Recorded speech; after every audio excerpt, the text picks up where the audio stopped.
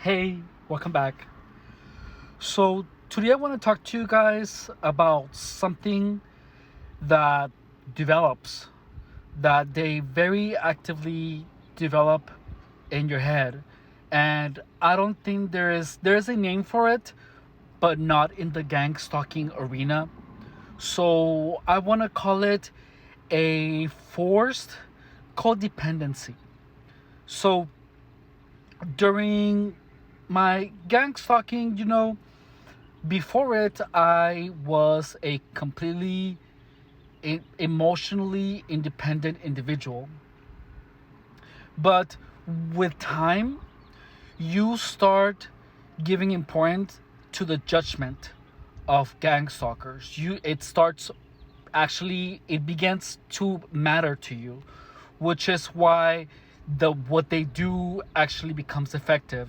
For example, when when you do something and you just imagine that they're going to be judging you, like, I don't know how this develops in the first place, but in the beginning, when I was doing a lot of drugs inside my car, and I would be not followed but checked up on, stalked.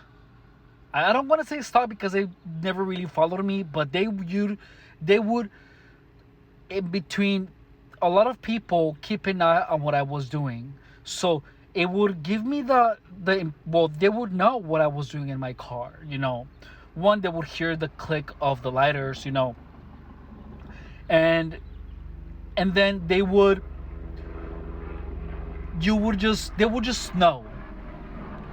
And the moment where they know, and then you actually start caring about what they think of you, is when everything else becomes effective, because they're gonna tease you about it. So in the beginning, when smoking crystal meth involves blowing clouds, right? So that I would go on social media or on hookup apps, and then you would see the emoji of like the clouds, and then I would see people who I know or people that I felt were involved in gang stalking. When I would look at them, they would blow out smoke from a vape, and that kind of reinforces the aspect that they know what I was doing. So then the blowing, so that's the only reason that it becomes a thing, because I began to care. Like, I felt like they were mocking me about smoking, when in reality I shouldn't really care what they think about me. I mean, they don't even know me in the first place, but for some reason I cared. I just actually cared. and and that's where it begins, where you feel like it is a personal attack, what it's something that has absolutely nothing to do with you, such as a person just blowing smoke in front of me. I would feel it as if it was a personal attack. So my perception of people just casually blowing smoke in front of me, I would perceive it as a personal attack. And the thing is that you begin doing things and you just feel like they know, because that's what you are being um you are being conditioned to. So the fact that everyone is, oh yeah, so then they will start, that's when they start throwing words like smoke, or things, anything that you can vaguely relate to something about you, that they will say, and they would know that it's effective because they will see your reaction to it. Now, when they see your reaction to it, it's when they know they got a hook on you. So they're gonna start using these words to start mocking you indirectly. Let's see. So another one that I used to do when I was homeless, I wouldn't. There were times where there wouldn't be a restroom available, so I would have to like find a bottle to piss in. And when these bottles would get full, I wouldn't want to be carrying these bottles around my car or inside, so I would like leave them in trash cans or whatever. But you just cannot help but to feel that they know about this. So whenever you would see like a bottle just placed around, I couldn't help but to feel that it was a form of mocking me about it. And there were times where I went to work, and just casually there would be a bunch of water bottles everywhere. And this only happened during the time that I was being teased about it. So now that created the impression that bottles that were placed around me were made to mock me about, laughing at me that I would just piss in a bottle. But first of all, why did I care in the beginning? Like, whatever these strange people, thought of me, it doesn't matter because they were strangers, but gangstalking makes you care. And that is how a coerced codependency is built. That's what gives power to these symbols, or these things that mean something to you. It applies also to when I felt that they were mocking me about being homeless. They would leave carts, like shopping carts, around. But the thing is that I cared. And the thing is that they knew that a shopping cart actually made me feel bad. So whenever I went, at 3 a.m, I would go to my client's house to train them, and then when I would come back, there would be a shopping cart left in front of my vehicle where they knew I would see it.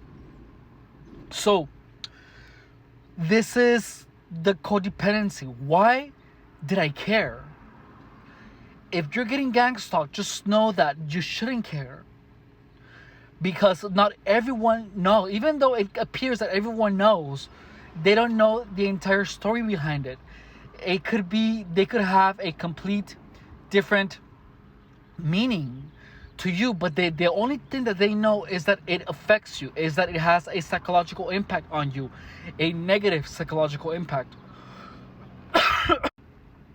And it is something that they have conditioned you, or in this case me, to care. It is a codependency because they do things that affect my personal psychological state. It felt like they were mocking me, and for you to overcome this, you just have to not give an F. You have to not care. You have to ask yourself, why do I care about what a bunch of strangers think about me in the first place? That is what gang stalking does to you. So then these things are going to start actually having an impact on your behavior. So I changed when I changed how I do things so that I wouldn't be teased about it. But that is what makes it effective, is that it makes you change your behavior until you don't care. So the moment that you don't change your behavior, this is actually what I encourage you. I encourage you to just, if there is something that they mock you for doing, one, you have to get over it. And you cannot change your behavior, because the moment that you change your behavior, it is telling them that it does have an effect on you. You are confirming that their techniques are actually being effective on your mental state. You have to be stronger than that. You have to be stronger than your emotions, and literally toughen up to not care. So you just kind of have to just look at it, feel the negative emotion, and move on. That's how you win. The moment that you start caring, you're gonna start feeling bad about yourself because you're feeling that they're mocking you about it. But whenever you just don't care and move on with your life and do whatever it is that you were gonna do without you giving a flying F, is when you win, because that's how you show them that you don't care. And they use you caring and your empathy about caring what they think about you against you.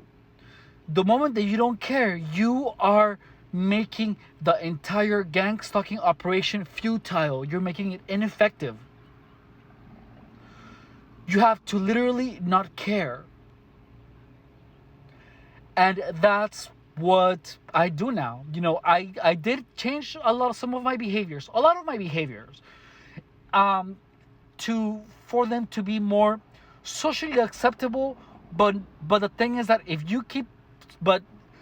that socially acceptable is very different from gang stalking acceptable, because gang stalking acceptable will tease you about the most minuscule things, and they're gonna warp your perception of what it is socially acceptable and what they deem acceptable. They're gonna be pushing things to such an extreme that it's gonna harm you. It's gonna harm your perception of you, and then what you start seeing as socially acceptable is gonna confuse you, and you're gonna not know what is socially acceptable and what it is acceptable by gang stalkers.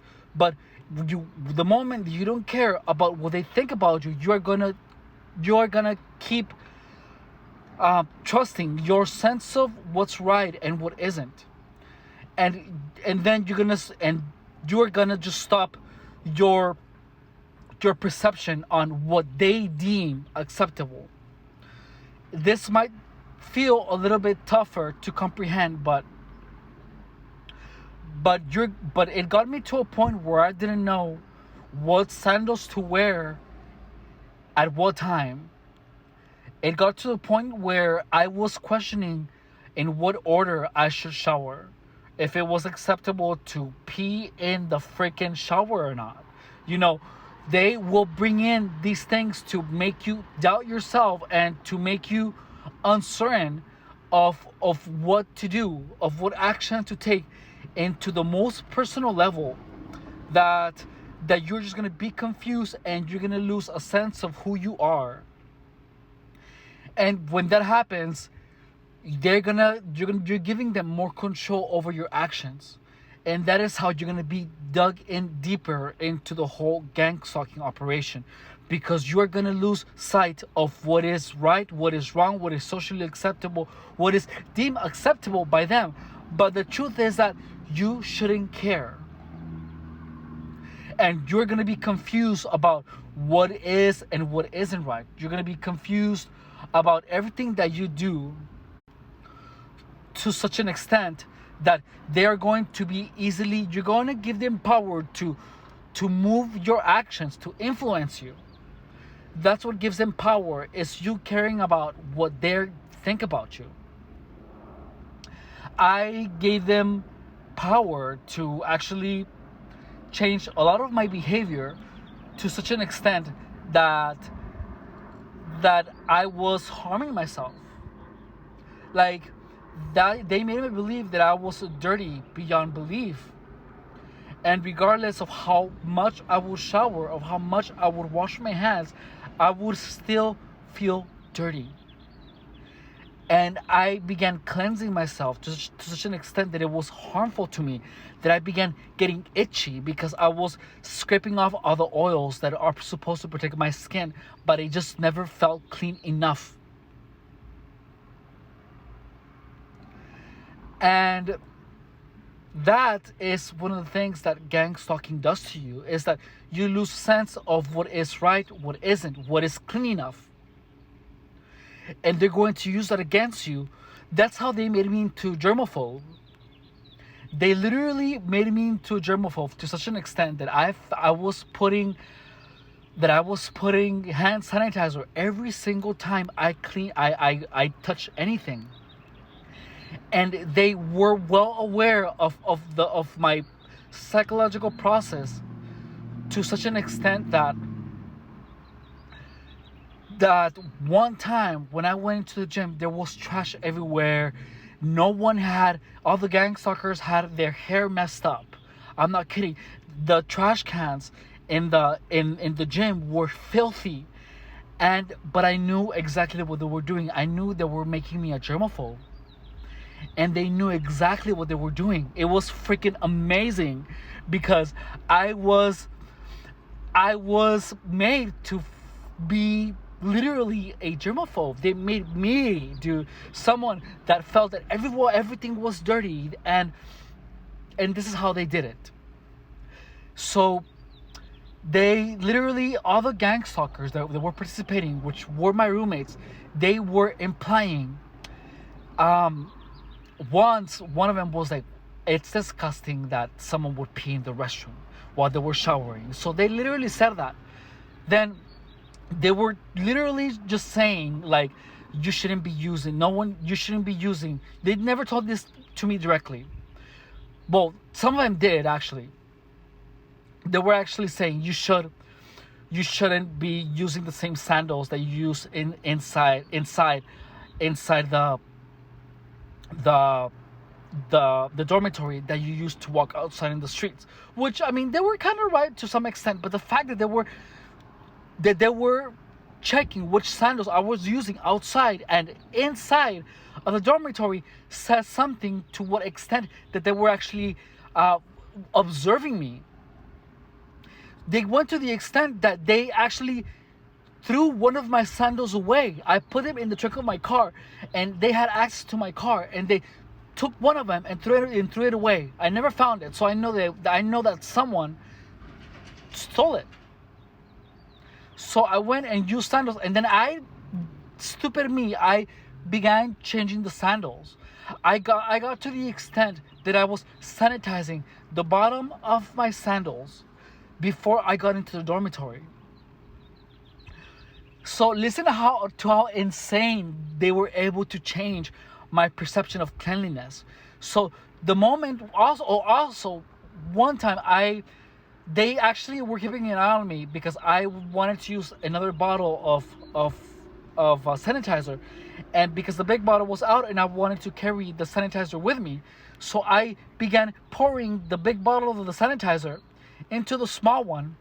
And I saw someone actually, I was doing this in my car, and one of them was actually watching me from the outside of my car. And when they saw me doing that, they began attacking me. The attack where they do the signal, the attack where they use the brightening on me to tell me that it was wrong. It got to the moment where I felt the need to, every time I use a mask, to swap it out. And whenever I didn't change the mask, someone outside was like, "Really, you're really doing this right now?" Someone outside of my car was saying that. They were literally manipulating every single thing that I was doing to make me a complete and obsessive germaphobe. And it worked. But when there was a moment where I just came to the realization, when I was walking into the dormitory, into the homeless shelter, and a security guard watched me just getting wipes and wiping the sole of my foot, and to walk on inside of cleaning the sole of my sandal, and then place the sandal inside of the dorm, and then clean my other one, and then place the other sandal. They turned me into a germaphobe. And then when I saw the glares of them watching what I was doing, I was like, this is what they have done to me. They made me into a germaphobe. And when I realized what they were doing, I turned it off. And I was like, nope, this is not happening. And they kept pushing it, but when they saw that it wasn't effective anymore, they changed it to something else. And yeah, they made me into a germaphobe. And let me tell you, when this happened, I'm not sure if it happened on its own or if they actually did it actively, but I was also being sensitized to the color red. I think it had to do because during that time, they set me up at work for me to get a cut on my finger. And And because of they were making me a germaphobe, every time I was freaking changing the band-aid every couple of hours and washing my hands. And they were watching me just become a complete germaphobe. Every time I would wash my hands, I would carry a fucking box of band-aids. And then I was just changing the band-aid every time I washed my hands. And the cut was never healing properly because it was constantly getting wet and constantly changing the band-aid every couple of hours. And I began scratching my hands because they got itchy because of all the washing. And they were actively doing this to me. And why? Because they had very successfully built a codependency. They knew that I cared about what they as a group thought about me. But the moment that I realized what they were doing to me, I stopped caring about what they thought about me in that aspect. But I was still nonetheless codependent. And they use this to manipulate me to do a lot of things that I typically wouldn't. So I lost the sense of what was normal cleanliness and what was absurdly cleanliness. But even when I was absurdly clean, it was never clean enough. And they were using this against me. And that is why you have to not allow the codependency on gangstalking to actually have an effect on your behavior. Because if you allow it, they will use it to destroy you.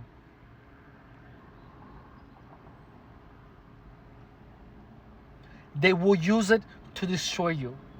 So whenever you are doing something, just know that there is a line, a very thin line, between what is normal and what is abusive. And you have to stop listening to the indirect manipulation that is going to be placed on you by gangstalkers. I have to go now. Bye. Also, around this time where I wasn't clean enough is when the sensations of the demon of gangstalking, the direct energy weapons, whatever you want to call it, started.